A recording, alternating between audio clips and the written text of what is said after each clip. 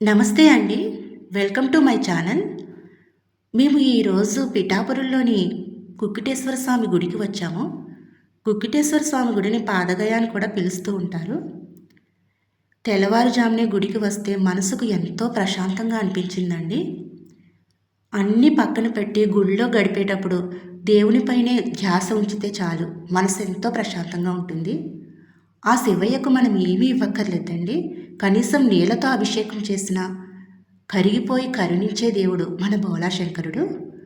తర్వాత ఇంటికి వచ్చి పూజా మందిరం అంతా శుభ్రం చేసుకుని దేవుని పటాలను పువ్వులతో అలంకరించుకున్నాను. రేపు సోమవారం మా పాపకి పబ్లిక్ ఎగ్జామ్స్ అండి. మా పెద్ద పాప 10th క్లాసు. తను హాల్ టికెట్ దేవుని దగ్గర పెడదామని అనుకున్నాను. స్కూల్లో ప్రిన్సిపల్ సార్ అన్నవరం వెళ్ళి హాల్ టికెట్ అక్కడ పెట్టి పూజలు చేయించారు. అయినా కానీ నా తృప్తి కోసం నేను మళ్ళీ దేవుని దగ్గర పెడదామనుకుంటున్నాను.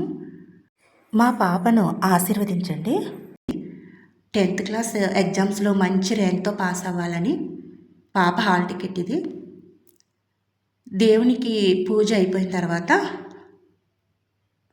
హాల్ టికెట్ని పెడదామని అనుకుంటున్నాను. 10th క్లాస్ పరీక్షలు రాసే ప్రతి ఒక్కరూ కూడా మంచి మార్కులతో పాస్ అవ్వాలని ఆ దేవుని కోరుకుంటున్నాను. పిల్లలకి చదువు ఉంటే అన్నీ ఉన్నట్టే అండి. చదివే ముఖ్యం. పాప హాల్ టికెట్ దేవుని దగ్గర పెట్టాను. మా పాపకు కొన్ని గోల్స్ ఉన్నాయి. అవన్నీ నెరవేరాలని మనస్ఫూర్తిగా కోరుకుంటున్నాను. పాప బాగానే చదువుతుందండి. ఇంకా మంచి మార్కులతో మంచి ర్యాంక్ రావాలని నా ఆశ. దేవుని దయ వల్ల మీ అందరి ఆశీర్వాదాల వల్ల మా పాప మంచి ర్యాంక్తో పాస్ అవ్వాలండి. 10 మంది కోరుకుంటే తప్పక నెరవేరుతుందని నేను నమ్ముతాను. దేవుని దయ మన అందరిపైన ఉండాలి. నా ఛానల్ మీకు నచ్చితే లైక్ చేయండి, సబ్స్క్రైబ్ చేసుకోవడం మర్చిపోవద్దు.